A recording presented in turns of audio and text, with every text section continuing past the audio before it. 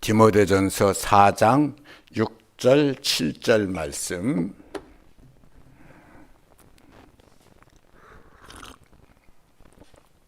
한 목소리로 같이 보십시다. 내가 이것으로 형제를 깨우치면 그리스도 예수의 좋은 일꾼이 되어 믿음의 말씀과 내가 따르는 좋은 교훈으로 양육을 받으리라. 망령되고 허탄한 신화를 버리고 경건에 이르도록 내 자신을 연단하라. 아멘. 하나님 지으신 모든 것이 선함에 감사함으로 받으면 버릴 것이 없다. 감사함으로 받으면 버릴 것이 없다. 그래서 우리 삶을 대하는 자세입니다. 모든 것이 선하다 그랬습니다. 모든 것이 선하니까는 내가 대하는 모든 것이. 그런데 우리가 살면서 솔직하게 힘들 때 많잖아요. 속상할 때 많잖아요. 화날 때도 있고 억울하게 대접받을 때도 있고. 그럼에도 불구하고 그 모든 것을 감사함으로 받을 수 있다. 감사함으로 받을 수 있다. 이건 적어도 두 가지 돼야 됩니다. 인생을 살아가는 가치관입니다. 인생을 살아가는 가치관. 나는 어떤 경우도 감사하면서 살겠다. 감사함으로 받겠다라는 자세입니다. 플라톤이, 그렇죠? 철학자 플라톤이 뭐라고 말했는가 하면은, 나라를 다스리는 군주는 철학자라야 된다 그랬습니다. 나라를 다스리는 군주는 철학자가 다스려야 된다. 그래야지 나라를 제대로 다스릴 수 있다 그랬습니다. 이걸 학교 다니면서 대학교 다니면서까지도 그냥 플라톤이 그런 말을 했다라는 것만 알고 있고, 플라톤은 자기가 철학자니까는 그렇게 말했겠지 그랬습니다. 근데 이제 와서 그 말이 와닿는 게 뭔 말인가 하면, 나라를 다스리는 군주는 철학자라야 된다. 철학자가 나라를 다스리는 군주가 돼야 된다. 이 말이 이제 이해가 되는 것이, 철학자라는 말이 무슨 말이, 가치관을 가지고 있어야 된다. 적어도 한 나라를 이끌어가기 위해서는 자기 가치관이 있어야 된다. 자기 가치관이 없는 사람이 나라를 이끌어가면은 그 나라가 어떻게 되느냐 그 얘기입니다. 근데 나라를 이끌어가는 것뿐만 아니라 우리가 인생을 살아가는 데 있어서 그렇습니다. 우리가 강아지나 원숭이가 아니고 사람으로서 인생을 살아가려면 적어도 자기 가치관이 있어야 됩니다. 인생을 살아가는 자기 가치관. 우리가 예수 믿는 게 뭐예요? 세상의 모든 것을 그냥 세상에 휩쓸려 끌려가는 대로 끌려가는 게 아니라, 물 흘러가는 대로 흘러가는 것이 아니라, 예수라는 가치관 가지고, 천국이라는 가치관 가지고, 하나님 말씀이라는 가치관 가지고 세상을 이겨나가는 게 우리가 예수 믿는 겁니다. 그런데 오늘 말씀에서는 우리가 예수 믿으면서 살아가는 삶의 자세는 어떤 가치관이라 해야 되냐? 적어도 삶의 모든 것을 감사로 볼 수 있는 가치관, 감사로 받을 수 있는 가치관, 감사로 행할 수 있는 가치관. 우리가 알고 있는 손영원 목사님, 그렇죠? 여순반란 사건 때 두 아들이 공산주의자에 의해서 죽임당했잖아요. 그리고 그 사람 붙잡혀가지고 사형당하게 됐을 때 그 사람 꺼내가지고 자기 양아들로 삼습니다. 자기 양아들로 삼겠다라는 글을 막내딸, 당시 중학생이었던 막내딸 손동희 여사 동희에게 줘가지고 이걸 빨리 갖고 와서 전달해라. 그래서 그를 죽음당하면서 꺼내라. 내가 양아들로 삼겠다.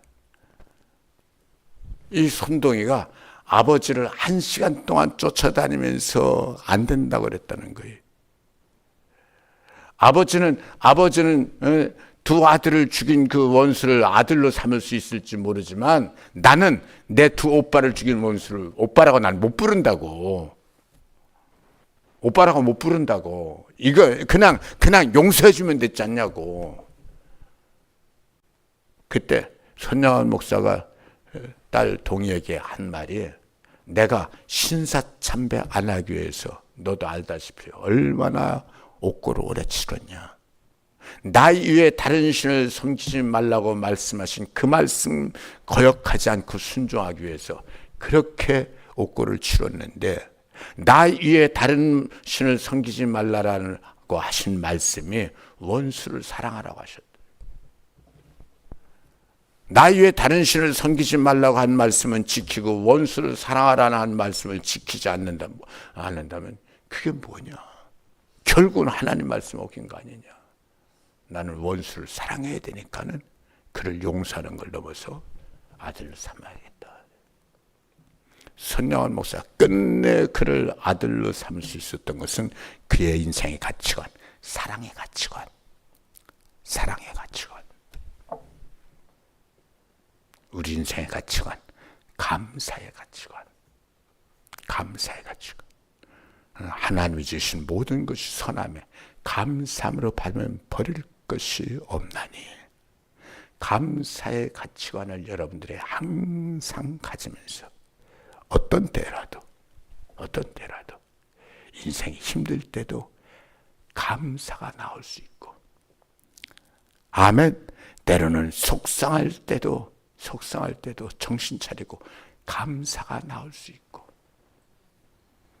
때로는 정말로 억울한 일 당해서 화가 날 때도.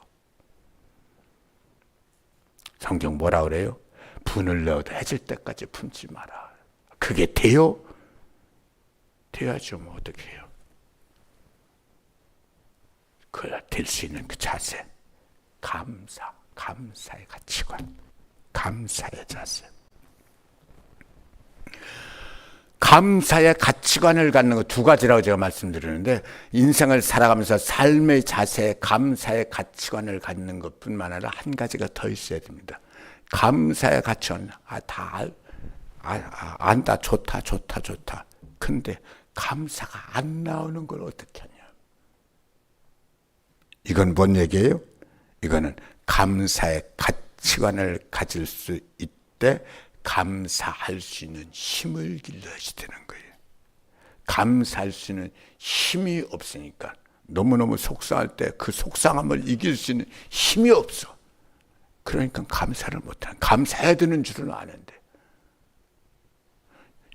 70번씩 7번씩이라도 용서하라는 말씀을 아는데 용서할 수 있는 힘이 없어.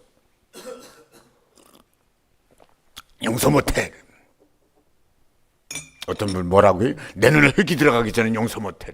뭐 죽기 전에 용서 못한다 그 얘기죠. 제가 그 얘기를 들어서 저 사람 눈에 갖다 흙 좀 쪄주라.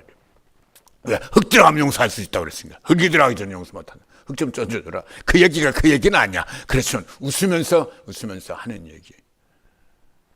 용서할 수 있는 것. 가치관은 좋대. 그 가치관을 지켜나갈 수 있는 힘이 있어야 돼. 용서할 수 있는 힘, 감사할 수 있는 힘, 사랑할 수 있는 힘. 이 힘은 육신적인 힘이 아니에요. 영적인 힘이. 그래서 우리는 기도해야 되는 거예요. 감사함으로 받으면 버릴 것이 없나니, 그래서 이 영적인 힘을 기르는 걸 그 다음에 이렇게 얘기하는 거예요. 성도의 기도와 말씀으로 깨끗해진다. 그렇죠? 성도의 기도와 말씀으로 거룩해짐이라. 그래서 감사할 수 있는 힘이 어디서 나오냐? 기도와 말씀이죠.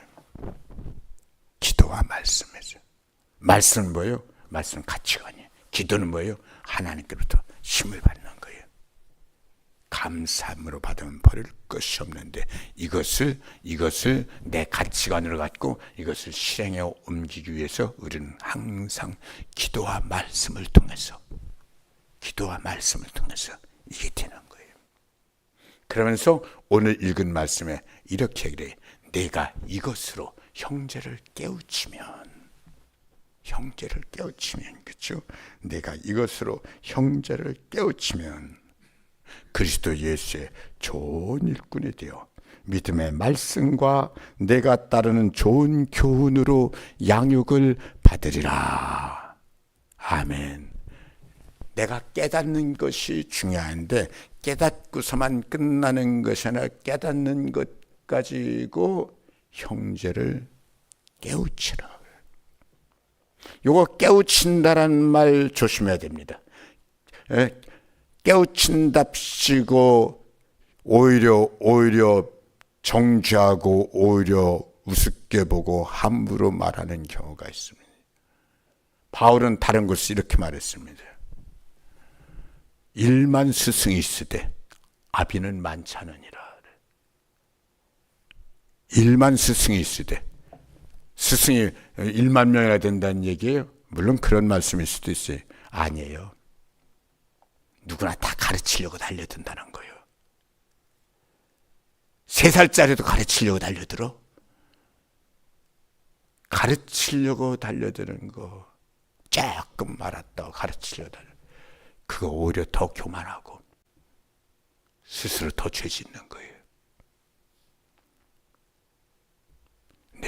내가 이것으로 형제를 깨우친다고 할 때 이건 가르치려고 달려드는 것이 아니라 정말 그를 소중히 여기면서 정말 그를 도우려고 하는. 제가 엊그제 뭐라 그랬어요? 존중하는 마음. 존중하는 마음으로 조심스럽게 깨닫게 하는 거예요. 함부로 그런 거 아니야 가르치려면 기분만 나빠. 진정 나를 세워주는 사람은 얼마나 고마운데. 우리 자신이 그래. 누가 나를 함부로 가르치려고 그래. 그가 지는 뭐길래. 지는 뭐길래. 전혀 도움이 안 돼. 하지만 정말 나를 사랑하고 나를 아끼면서 나를 세워주려고 하는 사람이 있다. 고마운 거예요. 고마운 거예요. 내가 깨달은 이 말씀으로 다른 형제를 깨우치라. 이거는 그냥 가르치려고 드는 게 아니에요. 세워주는 거예요. 세워주는 거예요. 우리 성도들이 늘 하나님 앞에 나와서 하나님 말씀 붙잡고 내 인생이 자꾸 커질 수 있기를. 커지라는 건 교만해지라는 것이 아니라 그만큼 성숙해지기를. 어느 정도로 예수 그리스도의 장성한 분량의 인격에까지 성숙해지기를 축복합니다.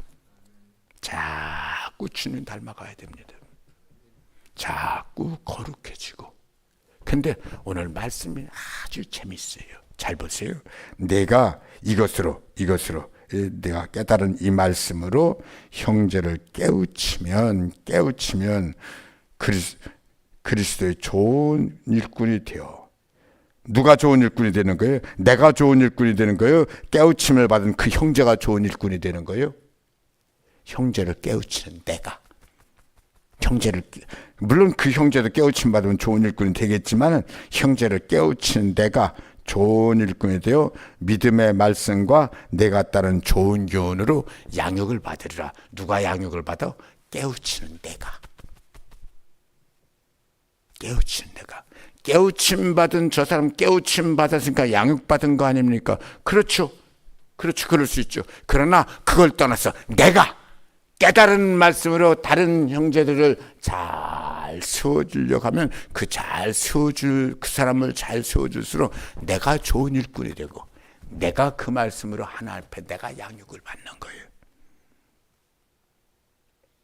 아멘. 내가 양육을 받는 거예요. 할렐루야. 10대 때에 시골에서 10대 때 올라왔습니다. 10대 때 올라와서 서울에는 이렇게 교회를 다녔는데 시골에서 믿음 생활할 때는 저 신학 공부를 다 하지 못했던 전도사님이 이렇게 교회를 이렇게 다니면가지고 이끌어 가셨어요.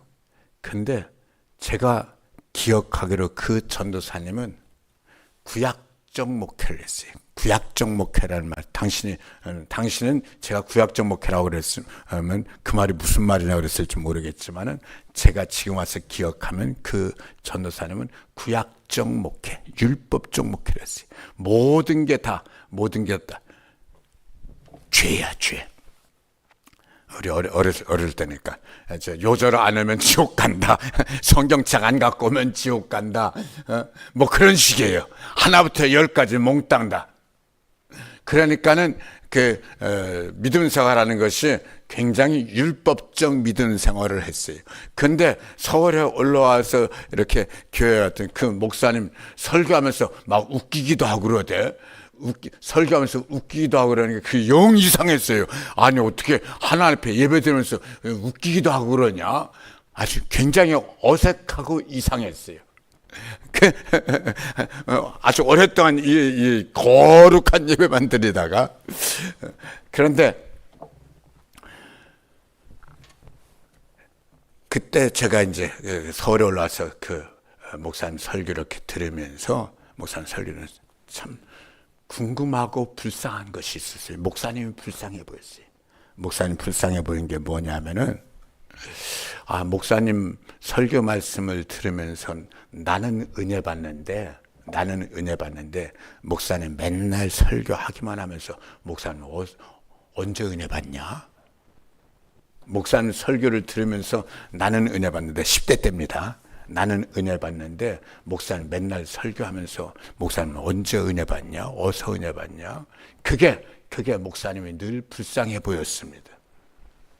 세월이 흐르고 흘러서 이제 저도 목회를 합니다. 저도 목회를 하면서 그게 제가 10대 때 가졌던 그것이 정말 잘 몰랐었구나. 왜?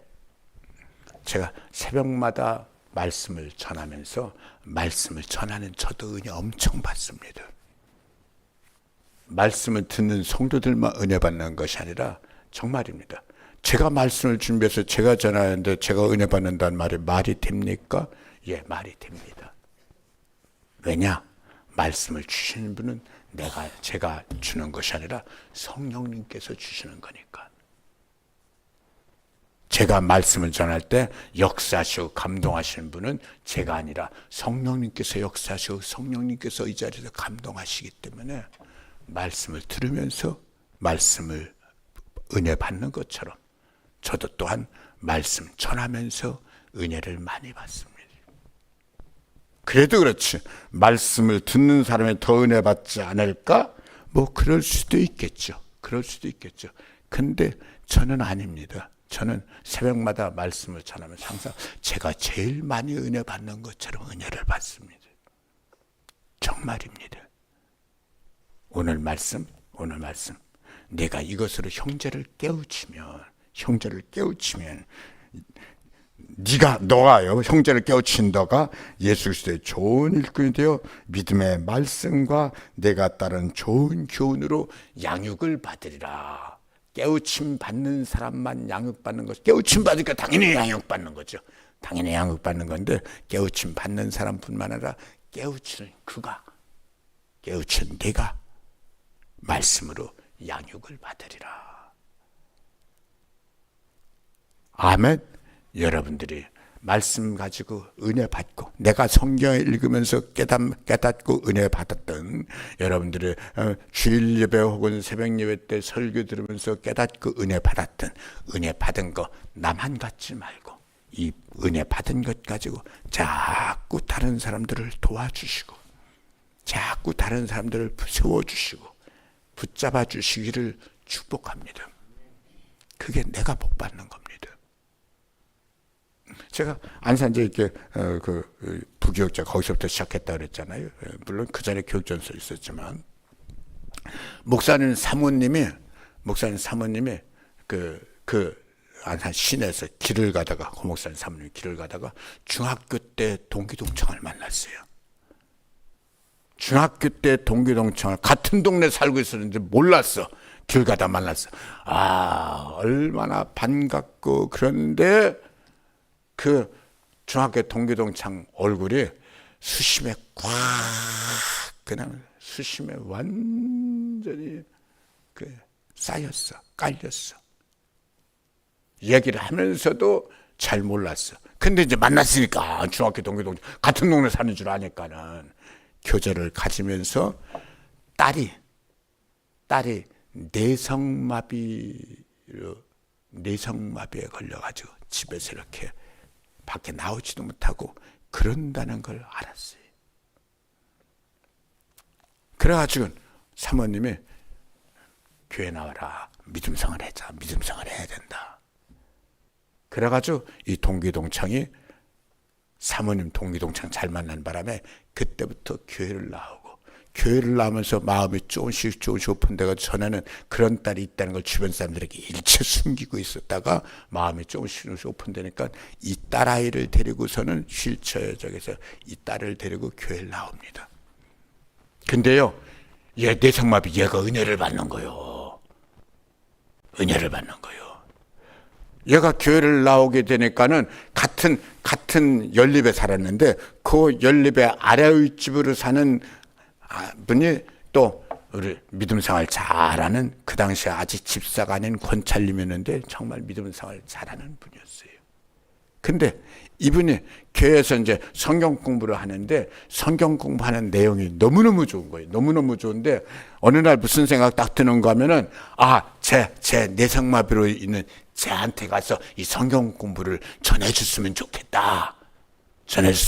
하고서는 얘기를 하니까는 오케이 해가지고서는 이 교회에서 공부했던 이 성경 공부 배운 거 그대로 갖고서 얘네 좀 한 집 위인데 한층 위로 올라가가지고 얘한테 매주마다 이 성경 공부를 하는 거예요. 그렇게 몇 달을 했어요. 몇 달을 했는데 어느 날은 막 성경 공부하는데 얘가 이상한 거예요. 얘가 막 울고 그럼 뭐가 잘못되는 줄 알고 이 권사님은 겁이 나가지고 이걸 어떻게 할 줄을 모르는 거예요. 근데 잘못된 게 아니라 내성마비 얘가 성경 공부하면서 원래 그렇게 좀 몸이 좀 불편한 애들은 단순해가지고 오히려 더 깊이 들어갑니다. 성령을 받은 거예요. 은혜를 받은 거예요. 성경 공부하면서. 와, 그때부터 얘가 달라졌어요. 엄청 달라졌어요. 근데 얘가 그렇게 달라지고 은혜 받는 걸 보고 가르치던 권찰님이 충격을 받았어. 와, 어떻게 이런 일이. 그래, 당신도 그걸 보고 또 도전을 받고 또 더 큰 은혜를 받는 거예요.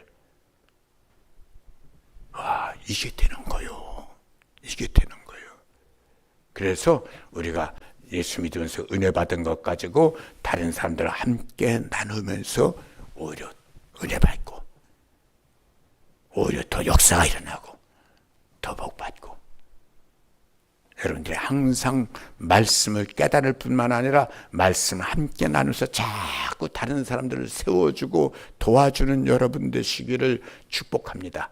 아멘. 아버지 하나님, 고맙습니다. 귀한 아침에 저희들 불러주셔서 주님과 함께 이 귀한 날을 시작하게 하시니 얼마나 좋고 감사하고 고맙고, 하나님, 이 깨달은 말씀으로 내가 네 형제를 깨우치면 네가 양육받는다. 하나님, 이 말씀이 우리의 모두에게 와 닿고 내 거 되기를 원합니다. 오늘 주일입니다. 오늘 주일날 주의 재단에서 드리는 모든 예배, 하나님 은혜 주시고 우리 성도들이 주일을 절대로 세상에 빼앗기지 않게 하시고, 어떤 일이 있어도 하나님 앞에 나오는 걸 제일 우선순위로 놓고 하나님 앞에 나와 하나님 만나고 힘을 얻는 우리 성도들 되기를 원하고, 하나님께서 개입해 주시고 길을 열어주시고 고쳐주시고 채워주시고 도와주시는 소중한 날 되게 하여 주시옵소서. 정성껏 예물 드립니다. 하나님, 예물 받으시옵시고 그 기도 들어응답하여 주시옵소서. 예수님 이름으로 기도 드립니다. 아멘. 하늘에 계신